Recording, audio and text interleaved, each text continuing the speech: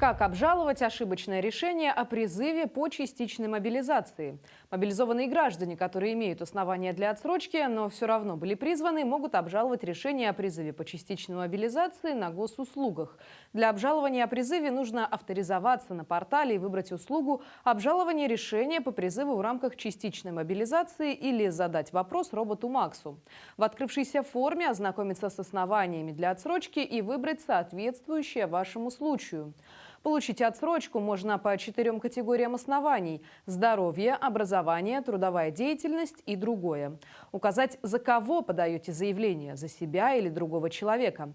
Проверить и подтвердить паспортные и контактные данные и адрес регистрации. Указать, где находится мобилизованный, загрузить фото или скан повестки, заполнить данные о военном билете. И также выбрать основания для отсрочки и прикрепить подтверждающие документы.